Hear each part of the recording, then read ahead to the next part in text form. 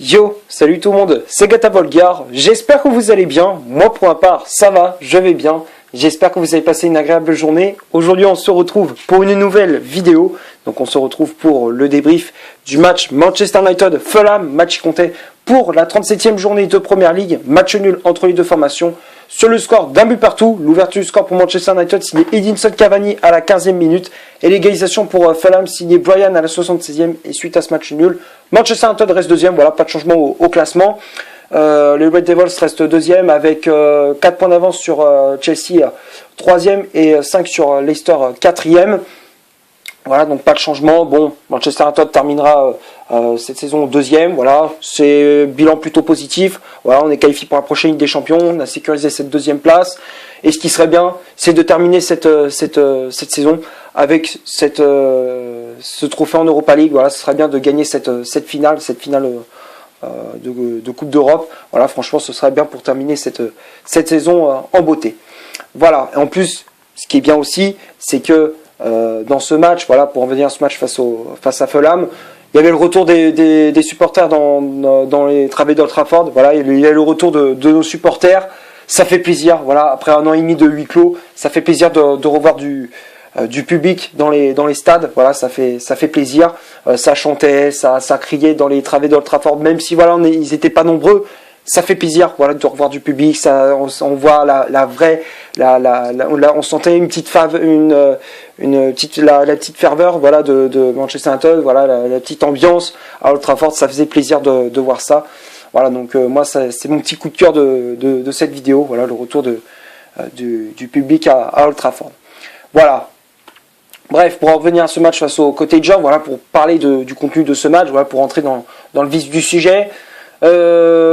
Voilà, bon, match nul un petit peu frustrant, c'est vrai, je suis un petit peu déçu du résultat, mais quand même, j'ai quand même vu un bon match de football. Franchement, je me suis régalé, voilà, devant ce match, un bon match de Première Ligue. Ça se battait dans tous les sens, voilà, ça partait dans tous les sens. Il y avait de la combativité, de l'intensité, de l'impact physique, de l'agressivité, des buts. Enfin voilà, bon, même si on n'a pas eu des masses, mais c'était bien. Voilà, franchement, j'ai bien aimé. Voilà, c'était un bon match de football. Bon, 45 premières minutes, là, voilà, pour parler de la première mi-temps, Manchester United a clairement maîtrisé son sujet. La première période était correcte, voire même bonne de la part des Red Devils. On ouvre très rapidement le score grâce à un petit golasso d'Edinson Cavani. Magnifique but de la part d'El Matador. Franchement, il marque un but, mais un bijou. Franchement, pour moi, c'est le plus beau but de la saison. Voilà, j'en ai vu des beaux buts cette saison en Première Ligue, mais alors, pour moi, celui-là, il mérite le titre du meilleur buteur, enfin le meilleur but de la saison. Pour moi, Cavani mérite ça. Pour moi, il mérite ce trophée-là, le titre le meilleur but de la saison. Voilà, le but qu'il met, franchement, c'est un magnifique but. Tout part de David De Gea qui fait un long dégagement, déviation du talon de Bruno Fernandes. Et derrière Cavani qui met un lob de 40 mètres, magnifique but. Voilà, je sais que je le répète plusieurs fois, magnifique but, mais il est magnifique, il est beau. On n'en voit pas tous les jours des buts de ce genre. On n'en voit pas tous les jours. Franchement, c'est un très beau but. Voilà, Cavani qui met un lob de 40 mètres, Alphonse Areola est totalement battu. Voilà, il était avancé, donc voilà, il pouvait rien faire.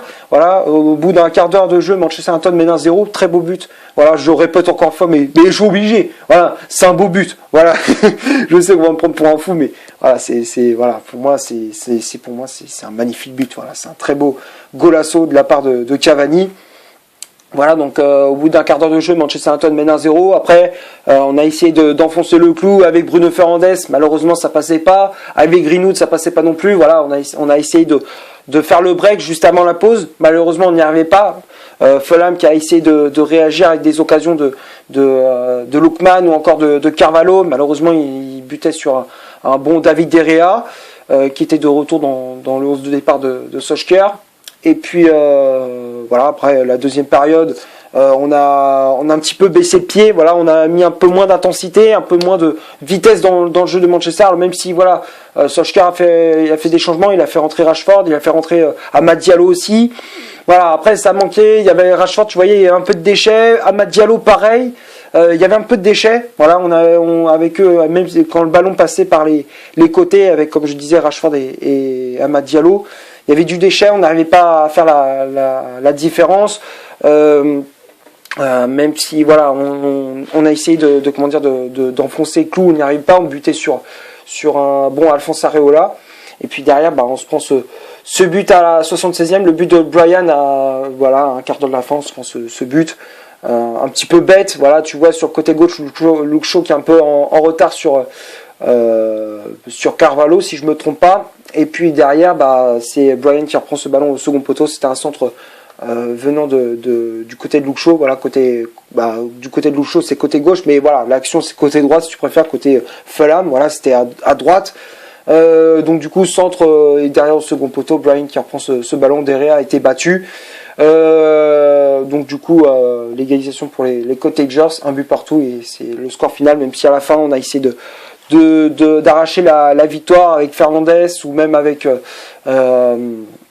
Van de Beek, mais malheureusement on n'y arrivait pas. Voilà, on n'arrivait pas à mettre ce deuxième but. C'est dommage de faire match nul, voilà, pour le retour du public à Old Trafford, mais bon, voilà, c'est comme ça. Voilà. Au final, il y a eu quand même du spectacle, c'était quand même un bon match de football. Voilà, donc on va passer maintenant à la composition d'équipe. Ole Gunnar Solskjaer aligné pour ce match. Donc ça a été un 4-2-3-1 aligné par l'entraîneur norvégien avec David De Gea dans les buts de Manchester United à la place de Dean Henderson laissé sur le banc. De Gea qui faisait son retour dans le 11 de départ. La charnière centrale, c'était Axel Tuanzebe associé à Victor Lindelof. Tuanzebe qui remplaçait Maguire, toujours blessé. Les latéraux, Wan-Bissaka à droite, Luke Shaw à gauche. McTominay et Fred devant la défense. Bruno Fernandes en numéro 10 avec le brassard de capitaine. Les ailiers, Greenwood à droite, Pogba milieu à gauche. Et à la pointe de l'attaque de Manchester United, c'était El Matador et Edinson Cavani. Après, comme je disais, il y avait le remplaçant qui était entré en jeu. Il y avait Rashford qui était entré en jeu à la place de McTominay. Amad Diallo à la place de Greenwood. Et à la fin du match, Van de Beek à la place de Cavani. Voilà pour le 11 de départ de Solskjaer. C'est vrai qu'il y a eu quelques surprises. Voilà, je ne m'attendais pas à la titularisation d'Axel Tuanzebe, non plus celle de David De Gea, mais moi j'étais content. Voilà, pour moi, De Gea mérite d'être numéro 1 après la performance décevante de Dean Henderson contre Liverpool la semaine dernière. Pour moi, il mérite d'être il mérite d'être numéro 1 derrière après la performance qu'il a faite contre l'AS Roma.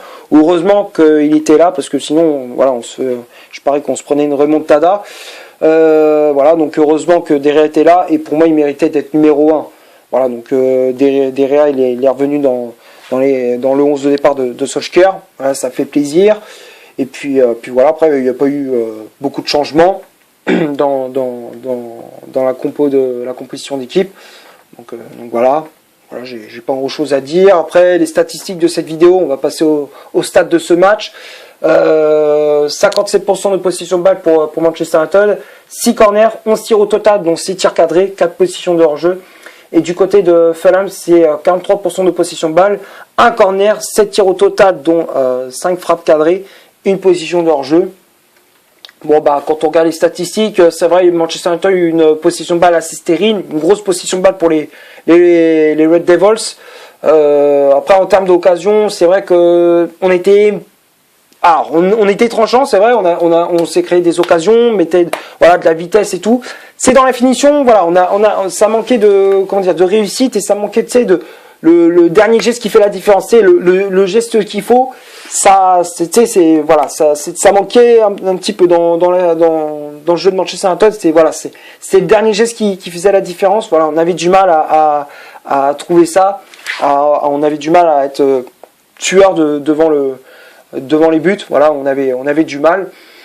Et puis après, on paye avec les joueurs de Fulham qui reviennent dans cette partie, surtout en deuxième période où ils ont été vraiment bons. Moi, j'ai trouvé que Fulham, ils étaient assez dangereux, ils ont mis de l'intensité, de la vitesse, ils ont été tranchants dans la finition, assez tranchants, voilà. Donc voilà. Et donc c'est à la fin, voilà, Brian qui remet les deux équipes à égalité. Voilà. Donc j'ai fait à peu près le tour dans ces stades de ce match. Voilà les statistiques de cette vidéo. On va passer maintenant au top et au flop de cette vidéo. On va commencer par De Gea.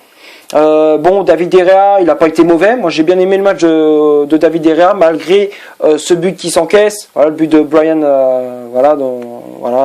Un quart d'heure de la fin. À part ça, il a fait un bon match. J'ai trouvé que les relances, elles étaient propres. C'est vrai qu'il y a quelques temps, De Gea, les relances, c'était pas trop ça. Moi, je trouvais qu'il a progressé. Voilà, il a progressé dans les relances. Les relances au pied, elles sont bien. Les passes propres, nickel. Voilà, moi j'ai bien aimé le match de De Gea. En plus, c'est hauteur, on va dire. voilà, c'est pas vraiment le passeur décisif sur le but de Cavani, mais on va dire qu'il était auteur de l'action, il était à l'origine de l'action, à l'origine du but de Cavani. Voilà, c'est lui qui fait le long dégagement pour Cavani. Voilà, il fait entre-temps Fernandez avait dévié pour justement El Matador. Mais voilà, Derrea qui a fait un beau match, j'ai trouvé rassurant. Il a fait quand même quelques parades, il a fait des parades importantes durant cette rencontre. Voilà, dans l'ensemble, j'ai bien aimé le match du portier espagnol. Voilà, pour moi, David Derrea, je mets dans le top. Après, la charnière centrale, Lindelof, Tuanzebe. Dans l'ensemble, j'ai bien aimé le match de nos défenseurs, voilà, de notre charge centrale. Lindelof qui a pas été mauvais, qui a fait de bonnes interventions, qui a mis de l'agressivité, les tacts, il a mis de la rigueur, enfin il a été rigoureux dans les tacts, il a mis de l'agressivité. Voilà, moi j'ai bien aimé le match de Lindelof, Tuanzebe aussi. Voilà, bon c'est vrai que contre Leicester j'avais trouvé un petit peu nonchalant et tout. Là c'était mieux. Moi je trouve que la charge centrale Tuanzebe Lindelof ça marche plutôt bien. Voilà, donc c'est vrai que pour moi, si on peut aligner Tuanzebe au côté Lindelof, ce serait bien. Voilà, après Bailly, ce serait plus avec Maguire. Moi, je trouve que la charge centrale, voilà, pour moi, à Manchester United, si on doit choisir deux paires, la première pour moi, ce serait Maguire, Bailly, et la deuxième, ce serait Tuanzebe, Lindelof. Voilà. Et puis et puis voilà quoi. Donc moi ce serait plutôt mes deux paires pour la charnière centrale. Moi je trouve que ça se marie plutôt bien les deux et les deux paires ça marche plutôt bien. Voilà, moi je pencherais plutôt pour ça. Voilà, donc pour moi Tuanzebe et Lindelof, les deux je mets dans le top. Après Wan-Bissaka et Luke Shaw. Luke Shaw défensivement il avait du mal. Voilà, il avait été un petit peu en difficulté.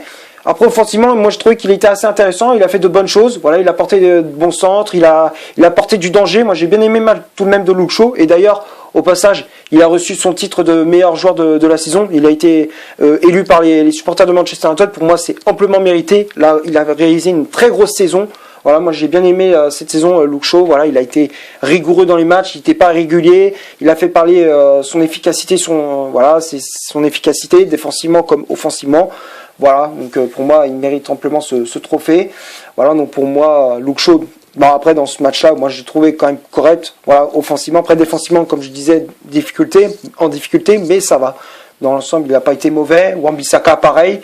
Donc pour moi, les latéraux, les deux, je les mets dans le top. Après, le milieu de terrain, McTominay, Fred. McTominay, j'ai bien aimé son match. Il a apporté de la vitesse, il a mis de l'agressivité, il a récupéré pas mal de ballons au milieu de terrain. Voilà, il a distribué le jeu, voilà, pour Fernandez, pour Greenwood. Voilà, j'ai bien aimé le match du milieu écossais, voilà, donc McTominay, je mets dans le top. Fred, il a été bon aussi. Moi, j'ai bien aimé le match du Brésilien. Il a apporté de la vitesse, il était réactif. Voilà, il était attentif sur les occasions chaudes des Cottagers. Voilà, j'ai bien aimé le match du Brésilien qui a gratté des ballons au milieu de terrain, s'est projeté pas mal de fois vers l'avant. Voilà, moi j'ai bien aimé le match de Fred, voilà, donc pour moi Fred je mets dans le top.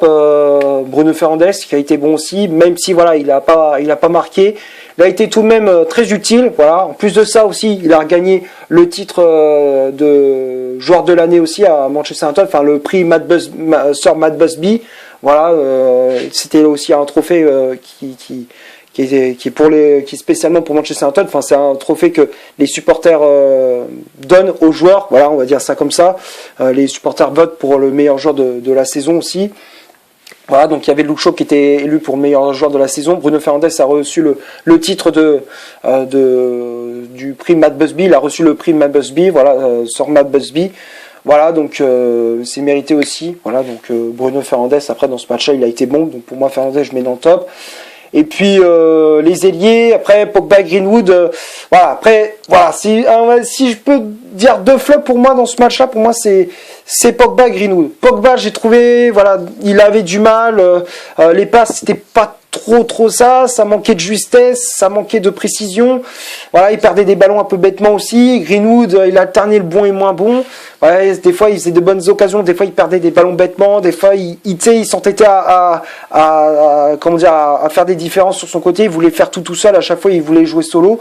Voilà, pour moi, si je pouvais donner deux flops durant cette rencontre, pour moi les flops sont Greenwood et Pogba.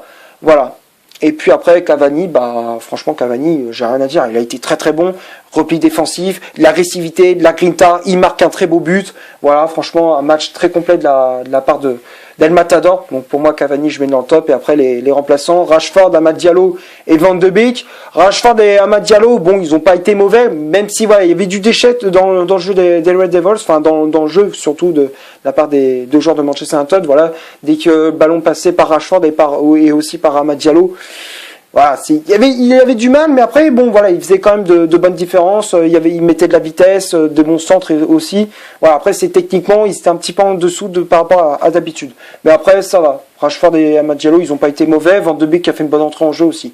Voilà, pour moi, les seuls flops pour Manchester United, comme je disais, pour moi, les flops sont Greenwood et Pogba. Voilà, donc c'est tout ce que j'avais à dire pour ce Manchester United Fulham. J'espère que la vidéo vous aura plu. Si c'est le cas, vous laissez un énorme like. Tu cliques ici pour t'abonner pour rien rater de mes vidéos. Tu cliques ici pour en voir une autre si tu le souhaites. N'hésite pas à rejoindre mon compte Instagram qui est dans la description. Voilà, donc n'hésite pas à aller voir. Et d'ici là, portez-vous bien. On se retrouve pour une prochaine vidéo. Ciao!